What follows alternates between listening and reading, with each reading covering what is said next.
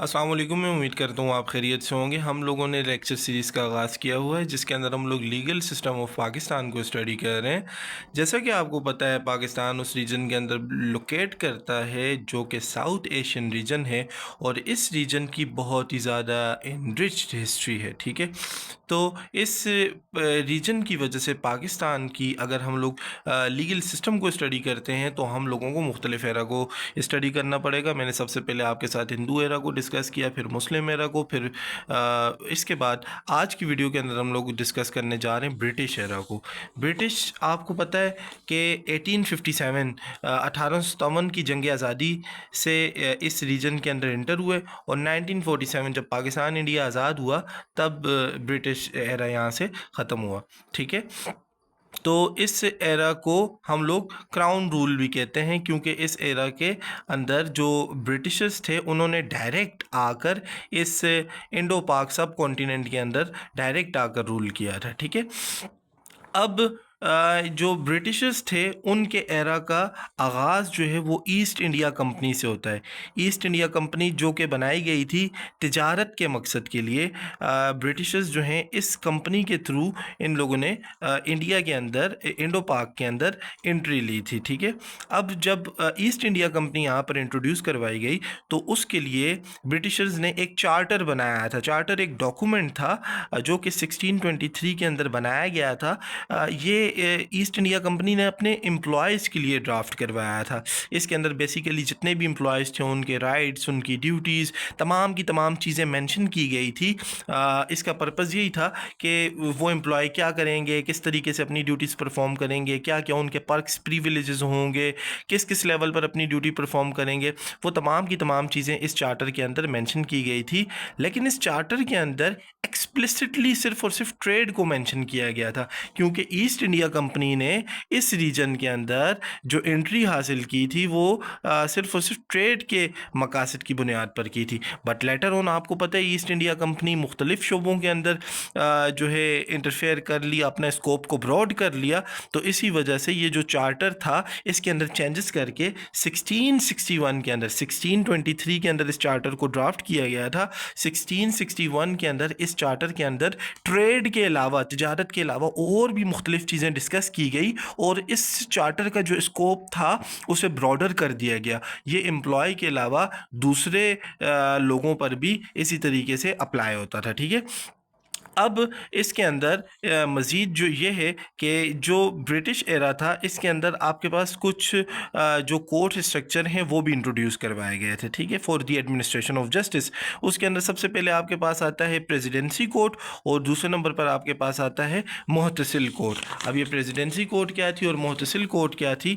तो presidency court आपकी जो थी वो पर्टिकुलरली डील करती थी इंग्लिश लॉज के साथ, यानी कि जो इंग्लिश लॉज थे, उनके जो कॉमन लॉज थे, वो तमाम के तमाम लॉज जो कि किंगशिप की तरफ से आते थे, वो तमाम के तमाम लॉज के अकॉर्डिंग ये प्रेसिडेंसी की जो कोर्ट थी इसे रन किया जाता था। अब ये जो प्रेसिडेंसी की कोर्ट थी इसकी बेसिकली दो टाइप्स थी।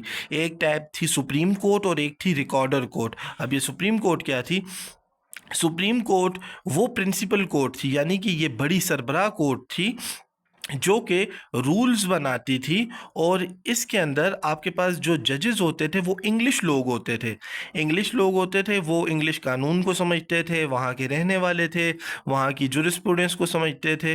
तो इसी वजह से वो जो कानून बनाते थे वो दूसरी कोर्ट्स पर भी अप्लाई होता था। तो आपके पास जो प्रेसिडेंसी कोर्ट की जो सुप्रीम कोर्ट थी ये आपके पास प्रिंसिपल कोर्ट का दर्जा रखती थी। दूसरे नंबर पर आपके पास जो रिकॉर्डर कोर्ट होती थी ये आपके डिस्ट्रिक्ट लेवल पर काम करती थी और ये आपके जो सिविल मैटर्स होते थे उनके साथ डील करती थी। ठीक है, इसके पास प्रिंसिपल कोर्ट का दर्जा नहीं था क्योंकि प्रिंसिपल कोर्ट आपकी सुप्रीम कोर्ट की जितनी भी रूल्स मेकिंग करती थी वो सारी की सारी रिकॉर्डर कोर्ट पर अप्लाई होती थी। ठीक है, रिपोर्ट ये अक्सर एमसीक्यूज़ के अंदर पूछा भी जाता है कि सुप्रीम कोर्ट जो आपकी ब्रिटिश एरा के अंदर थी वो प्रिंसिपल कोर्ट रखती थी क्योंकि वो रूल मेकिंग करती थी, जबकि रिकॉर्डर कोर्ट ये थी जो कि डिस्ट्रिक्ट लेवल पर काम करती थी और सब ऑर्डिनेट थी सुप्रीम कोर्ट के और सुप्रीम कोर्ट की तरह रूल मेकिंग नहीं कर सकती थी। इसके बाद दूसरे नंबर की जो कोर्ट इंट्रोड्यूस करवाई गई थी ब्रिटिश एरा के अंदर प्रेसिडेंसी कोर्ट के साथ, वो थी मुस्तसिल कोर्ट। अब मुस्तसिल कोर्ट क्या थी? ये जो दूसरे लोग थे इस सब कॉन्टिनेंट कॉन्टिनेंट के, इंडो पाक के, ये उनके लिए बनाई गई थी। ये जो प्रेसिडेंसी कोर्ट थी ये इंग्लिश लोगों के लिए बनाई गई थी और इसके जजेस भी इंग्लिश ही होते थे। जितने भी इंग्लिश पीपल थे उनके मैटर्स आते थे प्रेसिडेंसी कोर्ट के अंदर, सुप्रीम कोर्ट के अंदर, रिकॉर्डर कोर्ट के अंदर। जबकि जो दूसरे लोकल लोग थे उनके जो मैटर थे वो मुत्तसिल कोर्ट के अंदर आते थे। वो मुस्लिम जो थे उन्हें इस्लामिक लॉज के अकॉर्डिंगली डील किया जाता था, जो दूसरे थे उनको उनके अकॉर्डिंगली डील किया जाता था। मुस्लिम की चूँकि स्ट्रेंथ थी इस रीजन के अंदर, क्योंकि इससे पहले इंग्लिश से पहले वो हुक्मरानी कर चुके थे, तो इस वजह से मेजोरिटी उन्हें ही डील किया जाता था। अब ये जो मुस्तसिल कोर्ट थी इसे भी मज़ीद दो कोर्ट्स के अंदर डिवाइड किया गया था। एक थी सरदार दीवानी अदालत और एक थी सरदार निज़ामी अदालत। ये जो आपकी डिस्ट्रिक्ट लेवल पर मुस्तसिल कोर्ट होती थी उसे सरदार निज़ामी अदालत कहा जाता था, और जो प्रोविंशियल लेवल पर आपकी मुस्तसिल कोर्ट होती थी लोकल लोगों के लिए जो बनाई गई थी उसे सरदार दीवानी अदालत कहा गया था। इसके बाद एक्ट ऑफ रेगुलेटिंग आया 1773 के अंदर। अब ये जो ईस्ट इंडिया कंपनी के जो अफेयर्स थे इनको मज़ीद स्ट्रेंथन करने के लिए, उनकी जो मैनेजमेंट थी उसे मज़ीद बेहतर करने के लिए ये एक्ट आया 1773 के अंदर। ठीक है, इसका मकसद यही था कि जितनी भी उनकी एजुकेशन थी, जितने भी उनके मैटर्स थे, जितने भी उनके अफेयर्स चल रहे थे, ये आपके इंडो पाक के अंदर उन तमाम चीज़ों को मज़ीद बेहतर तरीके से रेगुलाइज किया जाए। तो इस एक्ट के अंदर जो कमियां ईस्ट इंडिया कंपनी के चार्टर के अंदर रह गई थी वो तमाम की तमाम चीज़ें इसके अंदर बेहतर तरीके से डिस्कस की गई थी। अब इस एक्ट के बाद लेटर ऑफ पेटेंट के तहत आईडिया से ही ड्राइव किया गया था। 1774 के अंदर सुप्रीम कोर्ट अगेन इस्टेब्लिश की गई। एक तो सुप्रीम कोर्ट ये प्रेसिडेंसी के नीचे भी था, ये प्रिंसिपल कोर्ट थी, लेकिन इस तरह जो इसका दायरा इख्तियार था उसे मज़ीद जो है ना वसी कर दिया गया था। ठीक है, यहाँ पर सुप्रीम कोर्ट को फुल अथॉरिटी दे दी गई थी कि वो तकरीबन हर किस्म के जो मैटर थे, क्रिमिनल केसेस थे, वो तमाम के तमाम मैटर वो सुन सकते थे, उनके अगेंस्ट फैसला दे सकते थे, ओरिजिनल जुरिस्डिक्शन रखते थे, एपलेट जुरिस्डिक्शन रखते थे। आपके पास जो मेन पॉइंट्स थे सुप्रीम कोर्ट को जो कि एम्पावर करने में मदद दे रहे थे 1773 रेगुलेटिंग एक्ट के, वो ये थे कि सुप्रीम कोर्ट के पास रिट जुरिस्डिक्शन भी थी इस एरा के अंदर। सिविल और क्रिमिनल दोनों केसेस को दे सकते थे, और सुप्रीम कोर्ट का फैसला जो था वो बाइंडिंग था लोअर कोर्ट पर। और जितनी भी आपके पास थी रिकॉर्डर कोर्ट्स थी वो जो थी लोकल लेवल पर जो काम कर रही थी वो तमाम की कोर्ट्स ने सुप्रीम कोर्ट के फैसले को मानना ज़रूरी था। फिर इसके बाद 1861 के अंदर क्या होता है, high court of judicature act आता है। अब इसके अंदर जितनी भी आपकी सिटी लेवल पर अदालतें होती हैं ना, उन तमाम अदालतों को ख़त्म कर दिया जाता है और प्रोविंशियल लेवल पर एक हाई कोर्ट का कॉन्सेप्ट को इंट्रोड्यूस करवाया जाता है। हाई कोर्ट जो है सबसे पहले मद्रास और कलकत्ता के अंदर इस्टेब्लिश की गई थी, फिर उसके बाद पटना के अंदर भी इस्टेब्लिश की गई थी। प्रोविंशियल लेवल पर जितनी भी टेरिटरी आती थी तमाम के तमाम मैटर्स इसके तहत डील किए जाते थे, और ये हाई कोर्ट जो है वो high court of judicature act 1861 के तहत बनाई गई थी। अब इसके अंदर जो जजेस थे उनकी भी क्वालिफिकेशंस के बारे में बताया गया था।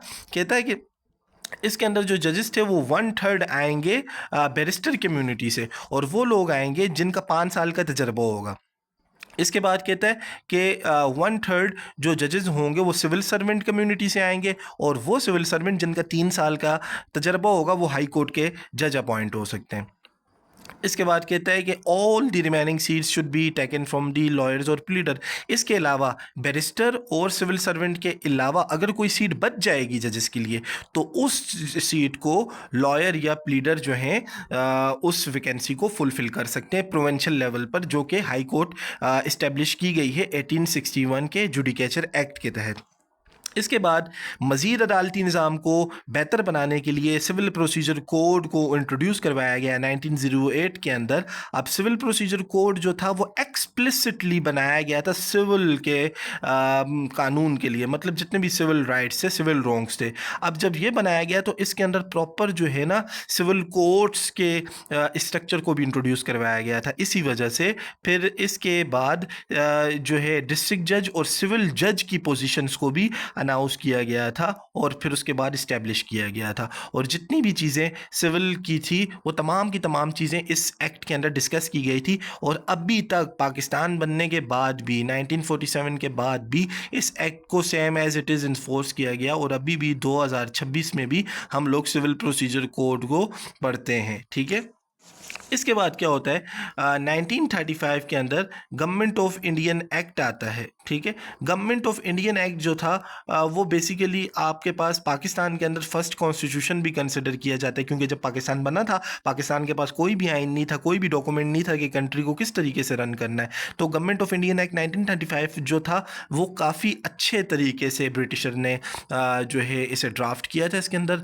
वसी पैमाने पर चीज़ों को डिस्कस किया गया था। तो पाकिस्तान बनने के बाद हल्की फुल्की चेंजिंग करने के बाद इसको सेम एज इट इज़ लागू कर दिया गया था। तो दोबारा वापस चलते हैं, गवर्नमेंट ऑफ इंडियन एक्ट 1935 जो है इंट्रोड्यूस करवाया गया, जिसके अंदर प्रोविंशियल ऑटोनॉमी का जिक्र कर दिया गया था कि प्रोविंस जितने भी थे उन्हें ऑटोनोमस स्ट्रक्चर, ऑटोनोमस पावर्स जो हैं दे दी गई थी। तो इसके तहत ही एक फेडरल कोर्ट का कॉन्सेप्ट आया था। ठीक है, फेडरल कोर्ट का कॉन्सेप्ट आया था आपका जो इंडियन एक्ट 1935 था। और 1937 के अंदर फेडरल कोर्ट जो है वो इंट्रोड्यूस करवाई गई थी, जिसके अंदर जुडिशल हायरार्की भी थी तमाम के, कौन जज होगा, किस तरीके से होगा, नंबर 1 कौन होगा, 2 कौन होगा, 4 कौन होगा, ये तमाम की तमाम चीज़ें इसके अंदर डिस्कस की गई थी। अब ये जो फेडरल कोर्ट थी इसे उस टाइम पर सेकेंड हाईएस्ट कोर्ट कंसिडर किया जाता था। पहले नंबर पर आपके पास जो थी वो सुप्रीम कोर्ट थी, उस दूसरे नंबर पर आपके पास ये फेडरल कोर्ट कंसिडर की जाती थी। अब ये जो फेडरल कोर्ट थी इसके पास भी दायरा इख्तियार बहुत ज़्यादा था ये इंडियन एक्ट के तहत। ठीक है, इसके पास जो है ये पावर भी थी, ओरिजिनल पावर रखता था कि अगर कोई भी दो प्रोविंसेस के दरमियान कोई डिस्प्यूट आएगा, प्रोविंसेस के दरमियान डिस्प्यूट को भी सॉर्ट आउट कर सकता है। अगर प्रोविंसेस और फेडरल के दरमियान कोई डिस्प्यूट आएगा तो ये उसको भी सॉर्ट आउट कर सकता है। अगर लोअर कोर्ट की तरफ से कोई फैसला होता है और इसके अंदर एपलेट लिया आता है, एज अपील के तौर पर आता है, तो ये उसे भी सॉर्ट आउट कर सकता है। अगर आपको ये नोट्स चाहिए तो आप मेरे से व्हाट्सएप पर रब्ता कर सकते हैं, मैं आपको इसका प्रॉपर PDF प्रोवाइड कर लूँगा। साथ आप मेरा लेक्चर सुने और उस नोट्स को कंसल्ट करें, इंशाल्लाह आपकी प्रिपरेशन अच्छे तरीके से हो जाएगी। इसके बाद जो फेडरल कोर्ट है उसके जो जजेस थे उनकी कुछ क्वालिफिकेशंस भी बताई गई थी। सबसे पहले कहता है कि 5 ईयर एक्सपीरियंस एज अ जज ऑफ हाई कोर्ट। कोई भी जज जो कि हाई कोर्ट का जज है और उसका 5 साल का तजर्बा है वो फेडरल कोर्ट का जज बन सकता है। इसके बाद कहता है कि कोई भी ऐसा जज जो कि कोई भी ऐसा बैरिस्टर जिसका 10 साल का तजर्बा है वो हाई कोर्ट फेडरल कोर्ट का जज बन सकता है। इसके बाद कहता है कोई भी लॉयर, कोई भी प्लीडर, केस करने वाला जिसका 10 साल का तजर्बा है वो फेडरल कोर्ट का जज बन सकता था। इसके बाद एज के बारे में बता दिया गया कि जो फेडरल कोर्ट है इसके जज की एज क्या होगी। तो कहता है कि फेडरल कोर्ट का जो जज था वो जो है वो 35 ईयर से कम होना चाहिए और ज़्यादा से ज़्यादा उसकी जो रिटायरमेंट थी वो 65 ईयर की एज के अंदर होगी। ठीक है, 65 ईयर की एज पर वो रिटायर होगा। और इसके अलावा कुछ उसकी क्वालिफिकेशंस ये भी थी कि वो फिज़िकली और मेंटली साउंड माइंडेड होना चाहिए, जो रेस्पोंडेंट्स को उसे नॉलेज होना चाहिए, प्रूडेंट माइंडेड होना चाहिए और कोई भी इस किस्म की माल किस्म की एक्टिविटीज़ के अंदर वो इन्वॉल्व नहीं होना चाहिए। अब इसके बाद ब्रिटिश एरा की कुछ अचीवमेंट्स को देखते हैं कि ब्रिटिश एरा ने आपने देखा कि कितना ज़्यादा काम किया। इसके अंदर प्रॉपर डॉक्यूमेंटेशन को भी इंट्रोड्यूस करवाया गया, ईस्ट इंडिया कंपनी का भी बताया गया, हाई कोर्ट भी इस्टेब्लिश हुई, फेडरल कोर्ट भी इस्टेब्लिश हुई, सुप्रीम कोर्ट भी इस्टेब्लिश हुई। तो जो अचीवमेंट है ब्रिटिश एरा की लीगल सिस्टम ऑफ पाकिस्तान के अंदर, तो इसने सबसे पहले कोर्ट सिस्टम को इंट्रोड्यूस करवाया और अच्छे तरीके से इंट्रोड्यूस करवाया।